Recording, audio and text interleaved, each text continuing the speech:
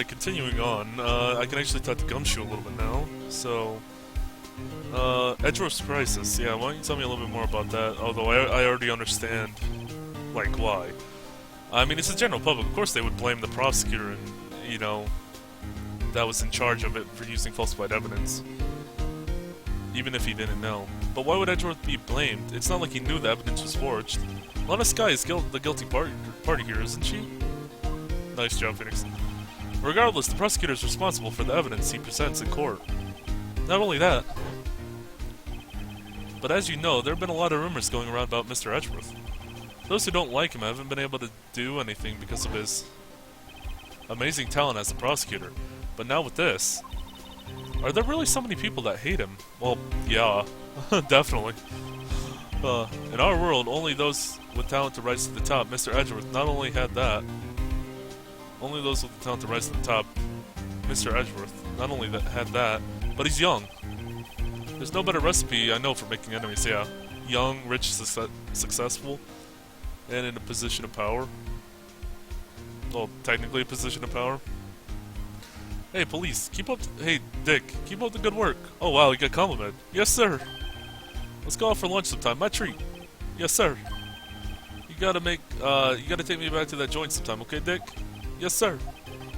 Seems like you don't have any problem with enemies. Yeah, well, I'm careful not to stick out. Anyway, I'm a bit worried about him. Under all this pressure, I'm afraid Mr. Edgeworth just might crack.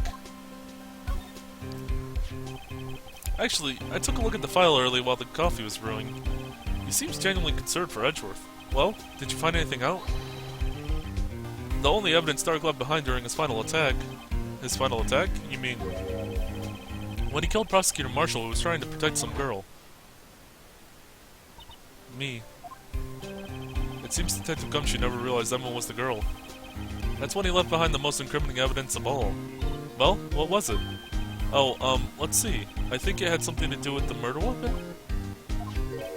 Oh, I forget. Look, it's all written somewhere in here, okay? His powers of recollection never fail to impress. Yeah, really. It's always a guessing game with, like, what Gumshoe remembers. Maybe we should show him the murder weapon. Might jog his memory. Yes, I suppose. Okay, present... Before I asked about the SL9 incident. Or anything like that. Yes, the switchblade knife. That was the murder weapon back in, the SL9 case. Present. About this. Hey, don't tell me that's... It has a tag attached to it with the label SL9 incident on it. I believe this would be the broken murder weapon you were speaking of. What are you doing with that? Ever since that case was closed, the knife's been locked away in the locker. On the day Detective Goodman was murdered, this suddenly disappeared from the locker. It was found in Mr. Edgeworth's car muffler. That's it. Now I remember what that incriminating piece of evidence was. Really? You just remember all of a sudden after we show you it? I guess that is Gumshoe for you. When you showed me that knife, it all came back to me. Well, what is it, Detective? Quick, before you forget again. Yeah. Gotta do this quick, there's the timer. Like 10 minutes before he runs out of memory. Yeah, tell me about the murder weapon first. This knife. It was Joe Dark's, wasn't it? That's right. We traced it back to the store before he bought it at. The store he bought it at. And it had his fingerprints on it too. But no one actually witnessed him using it to murder anyone, right? That's where his luck ran out. When you take a good look at it, the knife, you'll see it's broken. You don't have to take a good look to notice that. Yeah, well anyway. Take a guess where the broken off tip of the knife was found. That's what did him in. Where was it? Inside Marshall, I guess? Yeah. The victim, Neil Marshall, was carrying it inside his own body. It was found deep inside the stab wound. Did it match Stark's knife? You bet. Down to the last fiber. That's pretty conclusive. Neil's autopsy report added to the court record. Switchblade knife added to the court record. I'm guessing that was just updated. And I guess tell me a bit about Dark's crimes. Joe Dark was 42 at the time of the crime. He was just your run-of-the-mill businessman. Businessman? What made him go to take to serial killing? One day on his way home from work, he hit someone with his car. With his car? So, it was an accident? An accident, yes, but it transformed him into an animal. An animal? He killed a man that witnessed the accident. Then he killed a lady who saw... A kid walked by then too, so he was killed him too, his burning. A jogger came by the scene and was killed as well. Finally, he turned himself in. Also, that went a little faster than I would have liked, but I didn't manage to say it all, but I did read it all. I think I missed one. Whatever.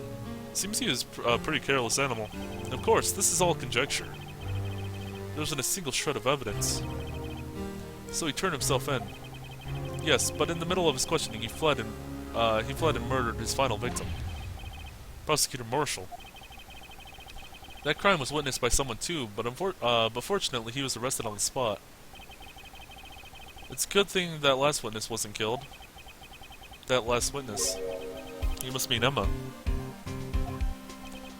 Well, there you have it, in a nutshell. That's all I know. Can I ask you one more thing? What is it? If it's money you need, you should ask Chief Gaunt. It's not money, you don't have money. I can tell you don't have money. But it does concern the Chief. His office is a crime scene, right? It's where Prosecutor Neil Marshall was murdered. The Chief's out now, and his office is locked.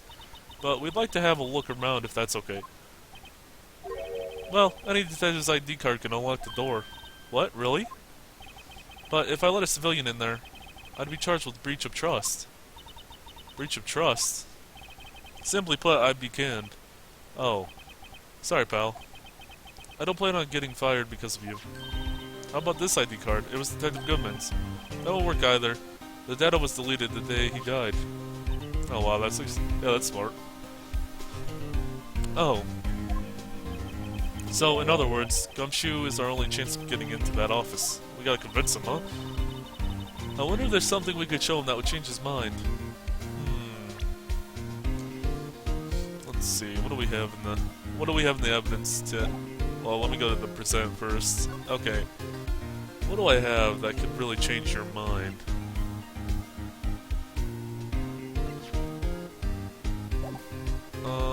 Let's see. Do I have anything that really would change his mind?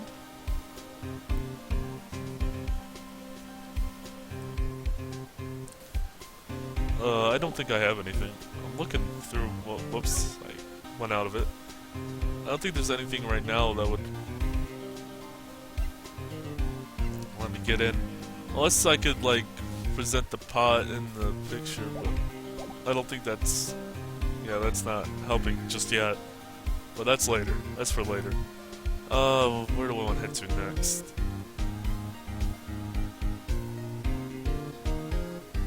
So, everybody right now is investigating the crime scene at the evidence room, but there wasn't actually a murder there.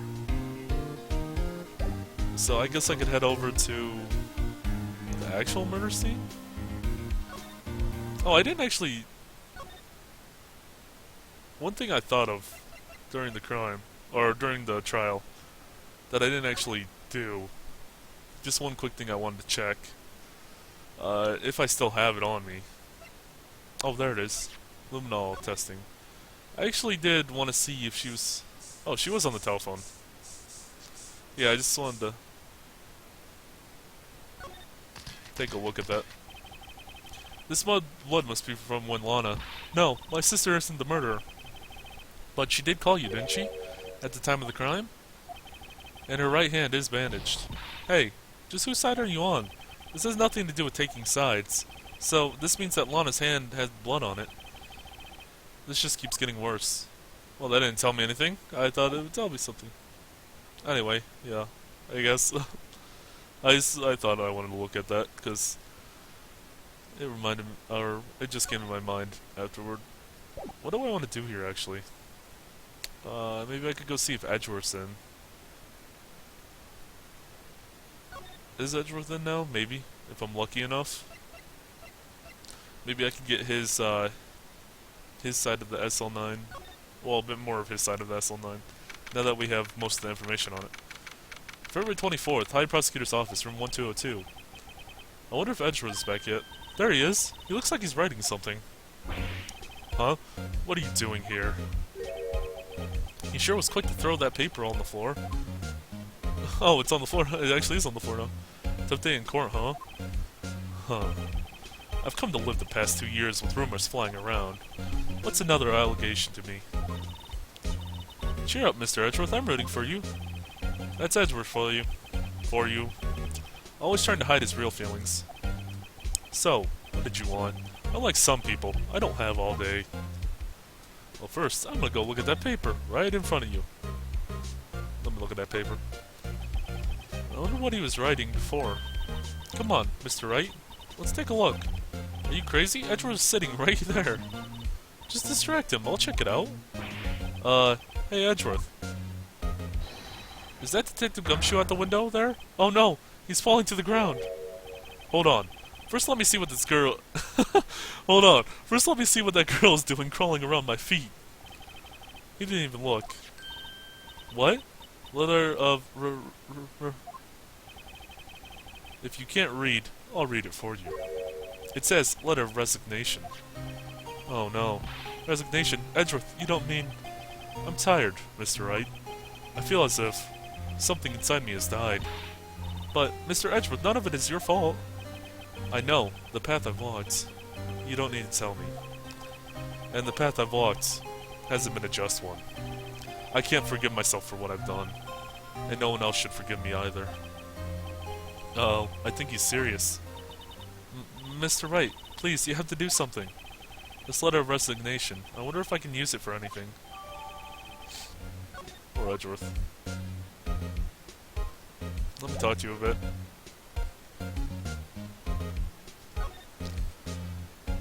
Oh, so what happened with the forged evidence thing? There's no excuse for what I've done. 2 years ago, I used false evidence to obtain a guilty verdict. That's what it all breaks down to, and nothing I can do can erase the facts. But you didn't know, did you? I mean, that evidence was falsified. The police department and the prosecutor's office share a bond of trust. If that bond is broken, we stand to lose everything. The police department's error is my error. My responsibility as the prosecutor in charge. The fact remains that the same, no matter what excuses I might have. Mr. Edgeworth, I take pride in my work. So tell me, why? Why has it all come to this? Even Edgeworth can't keep this kind of emotion bottled up. What are you planning on doing for tomorrow's trial then? Are you up for the trial tomorrow? Huh. First, last year's trial, and now this one. It seems all you do is worry about me. To be honest, you're getting on my nerves. But, Mr. Edgeworth, you can't just walk out on this trial. Tomorrow's the last day. It's too late to change prosecutors. I'll bet that's what my superiors are banking on. I never thought that case would come back to haunt me like this. What do you mean? That list of evidence, it seems too short. Most lists went twice as long. It's only half as long as most lists? That's odd. After Neil Marshall was murdered, I became prosecutor for that case. I may not have been part of the investigation, but at the time there was only one thing on my mind. I'd use the evidence I was given to prove the suspect guilty. Say, we just saw a picture taken around that time. That picture, something seems strange about it.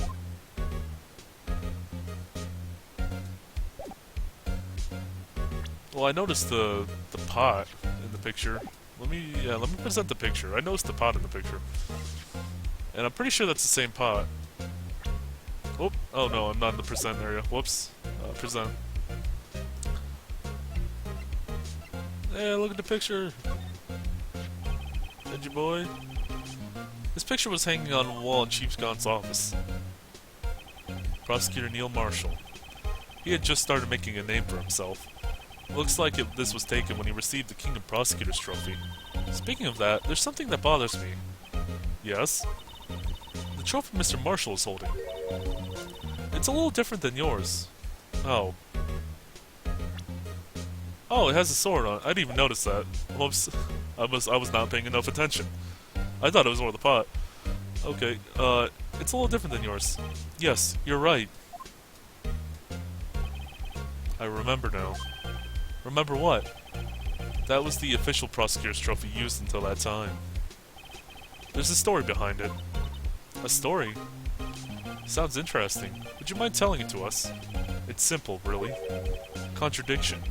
That's what the award's based on.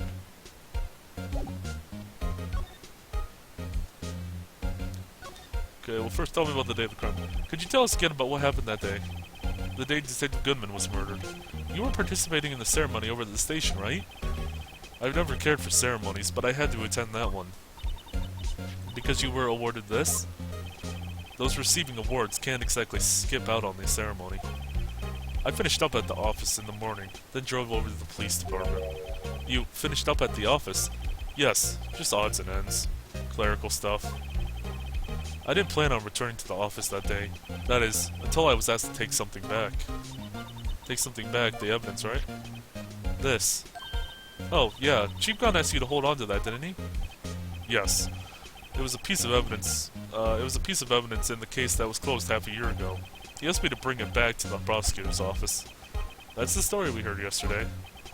So, you came here to the prosecutor's office because the chief asked you to? That's right. What else can you tell me about the trophy? This award originates from an ancient Chinese tale. In Chinese, the word contradiction is written in 2 characters. The first means halberd, and the second means shield. Have you heard this story? Me? Oh, sure, everyone knows that. Why don't you tell it, though? For Emma's sake. Very well. So Phoenix definitely doesn't know. Long ago, in the kingdom of Chu, there was an arms merchant. One day, he presented the king with 2 items. The first was a halberd he claimed could slice through any shield or armor. The second was a shield he claimed could withstand any weapon. Huh. Wait a minute. Objection. Those claims contradict each other. Very perceptive. But then again, you've heard this story before, right? Anyway, as you mentioned, the very description of these items discredit them both. The king pointed this out with the merchant, and the merchant was left speechless. Thus, the Chinese word for contradiction was born. Oh, I see. So the chipped shield and broken knife symbolize... Precisely so. They symbolize the merchant's items. The ancient tale ends with the merchant at a loss for words, but it's in our nature to pursue matters to their conclusion, even if it results in something as ugly as this. Wow. Thanks, Mr. Edgeworth. I learned something new today. So did I. That's funny.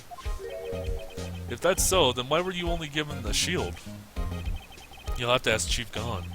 2 years ago, he had the halberd part of the award abolished. Chief Gon. King and Prosecutor's Trophy updated in the court record. Huh. Well, at least we know a little backstory on it now. Anything else I could talk to you about?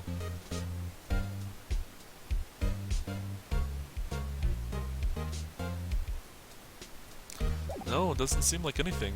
I guess I'll head out. I wonder if Lana's gonna be back at this time, or Angel, not Lana, Angel, yeah. Lunchbox person. February 24th, Prosecutor Office, Underground Parking Lot. Excuse me? Oh, look, it is her. Would either of you care for a quarter pound of roast beef? Miss Starr, I guess she's out of lunches. You certainly are curious sort, aren't you? Kind of like the first person who sucked a cow's nipple to discover milk. Still, I never thought you'd go digging up that case from 2 years ago. Everyone in the trial was involved in the SL9 incident. Not only that, but the murder occurred on the very day the evidence from the case was due for transferal. This can't all be attributed to a mere coincidence. Aren't you forgetting something? You know that little scene I happened to witness? The instant Lana stabbed Detective Goodman with the knife. No matter how much of the past you dig up, it won't change what I saw. Roast beef is meant to be savored when eaten. Miss Starr's hatred towards Lana. It all dates back to the 2 years ago. I guess it's when Lana and Gaunt got her moved out of detective, and she had to sell lunchboxes. Because now we know it was Lana and Gaunt that were the cause of that. Okay, I'll start asking about the Dark investigation first. Joe Dark. That's the name I'll not soon forget. We trailed him for half a year. Oh, the pressure. Still, I don't think I was ever more alive than I was then. Those days were steamier than a bowl of hot gravy. Poor old Jake Marshall, though, must have been going through hell. You mean because of his brother's death? They were close, those two. After Neil died, something took over Jake. He became obsessed. Seeing Jake like that made her all the more desperate. Her? Lana Skye. My sister? The best of the best were put on that SL9 case. Of course, they were led by the legendary duo. Lana and Chief Gaunt.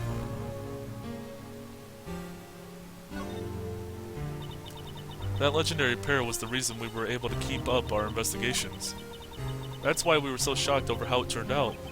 You mean, with the forging of the evidence? Don't get me wrong, Joe Dart got what he deserved.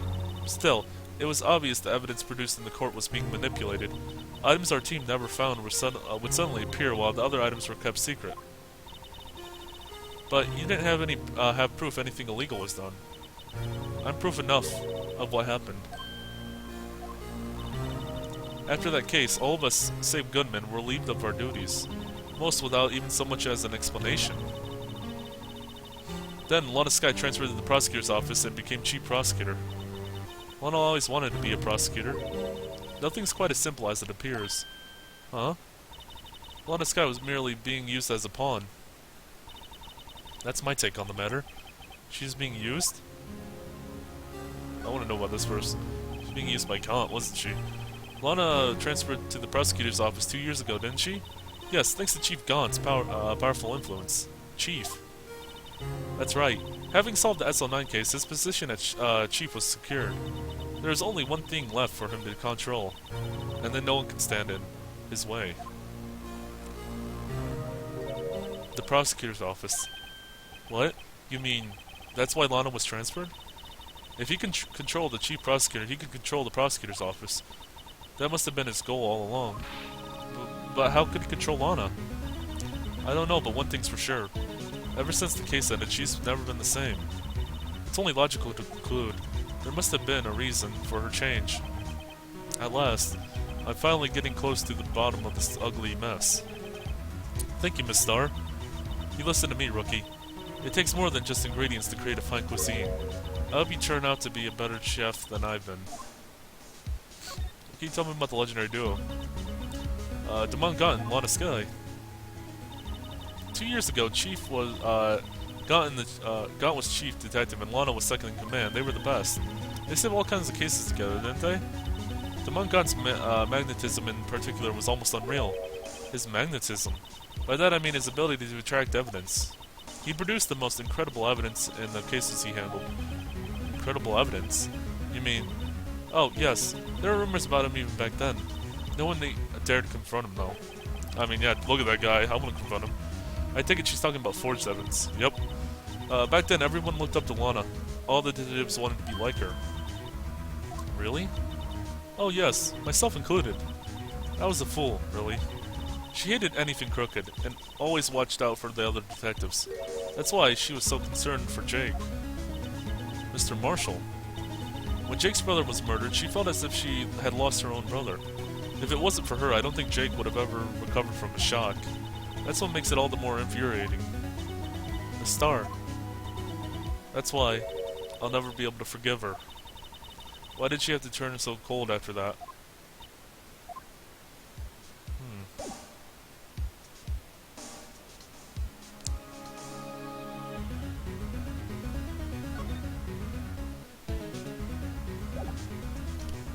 Let's see. So, I got a lot of information here, but do I have anything? I need a piece of evidence that can make Gumshoe let me into the office. Maybe if I show him Edgeworth's letter of resignation. Yeah, he's serious about this too. Let me examine this. Can I read it? I can't read it from here. Due to recent events, I hereby announce my resignation as public prosecutor. He really wrote a resignation letter. Wow, even when resigning, Mr. Edgeworth is cool and concise. Still, it wasn't his fault. Someone has to be held responsible. That's how the grown-up world works in the grown-up world. Yeah, but that responsibility means nothing if he just quits. Well, not everyone sees it that way. To truly take responsibility, you have to work the rest of your life for no pay. Sometimes the grown-up world can be tough. Maybe if I show him that Edgeworth's thinking of resigning, he'll let me in. It's not the police department, but I have to go to the police department to get over to the criminal affairs. February 24th, police department. Criminal affairs. Oh, you're back. You're still here? I gotta make 150 copies of these files. Brewing coffee, copying files. I'm turning into a regular DJ. You're a DJ as well? If I'm not mistaken, I think he means desk jockey. Yeah. Oh, that DJ. I gotta admire your persistency, but my answer's still no. I'm not letting you into the chief's office, period. It'd be the neck on my neck on the line. That office is the last crime scene in the SL9 incident. I have to take a look in there. There's gotta be something we can do to make the detective change his mind. You know what? This is one thing I can think of. Your favorite boss is thinking about quitting. What's this crumpled up piece of paper? Slow realization comes in. No way! Mr. Edgeworth can't be serious. Is he ever not serious? I can't believe they pushed him this far. Mr. Edgeworth really feels responsible. At first, I thought he was as cold as ice, but now I know different. He trusted us detectives to provide him with sound evidence, but we betrayed him. Detective. That's it. I've made up my mind. But here, take my ID card. Nice. Oh, I actually goes through it. Yay. So I can get into the room now. We can't do that. If someone found out, they wouldn't let you off the hook with another lost item report. Look at me. I'm no secret. I'm already out of the loop. After all, I'm friends with Mr. Edgeworth. Depending on how this case turns out, I may already be as good as terminated. What? So at least let me do this. For Mr. Edgeworth's sake. Alright, detective. Thank you. Gumshoe's ID tucked swiftly into your pocket. Thank you, Gumshoe. Thank you. You're very, very helpful this time. Let's go sneak into the chief's office. Watch him just be back there already. Oh boy. Alright, here we go. Back into this terrifying room. February 24th, Police Department Chief's office. Here goes, Mr. Wright. Click. Beep. We have arrived at this terrifying office that just has that music playing in the background. Open sesame. If anyone finds us now, Detective Gumshoe's a goner. If that happens, I'm counting on you to bail me out. He followed us! Oh, she slapped him again. Why? No, not Gumshoe. He helped us. Sorry, I thought you were a ghost. I didn't even know you could slap a ghost. Ah, Detective Gumshoe. What are you doing sneaking up on us like that? I wasn't sneaking. I was just worried something might go wrong. So I came too. If you're here, then what is the point of giving us your ID card? Crumpled Gumshoe's ID card in pocket? Wait, what? You crumpled his ID card? Oh, I was wondering if I could find it. Crumpled Gumshoe's ID card in pocket. Hey, don't do that to my card. Yeah, I was about to say. How do you even crumple that? It's like a card. It must be. You might have heard of it. I rarely ever get a chance to come in here, so I figured I'd have a look around myself. Besides, we're all in this together now. You really do want to get fired, don't you? Not if we're lucky. Now come on, let's see what we can find out. Got a bad feeling about this. Yeah, so do I. Oh boy. This is a crazy office. Actually, can I talk to you about anything before? Oh, I can. The chief's office. Tell me about this. What do you know about it? That desk on the other side of the room. Was that your sister's? Yes, that's where I was waiting for Lana. On that day 2 years ago. Is anyone using it now? No, sir. This is entirely different. This is entirely Chief Gaunt's offices now. He practices a strict policy of preserving the crime scene. That's a strange reason to leave it there. He leaves it as a warning to everyone else. He wants us to be always alert. He told us so himself at the New Year's party. Of course, he was pretty intoxicated at the time. See, oh my god. I'd like to see Gaunt fairly intoxicated. That would be an interesting. So no one ever, ever since Lana left, no one ever touches that desk? No one except Chief Gallant. He touches it all day. And the cleaning lady who's here each morning. Still, 2 years have passed since that incident. There can't possibly be any clues remaining. You never know. Actually, yeah, I'm still talking to you, but I want to pause this before I continue talking to you. Come shoot, man.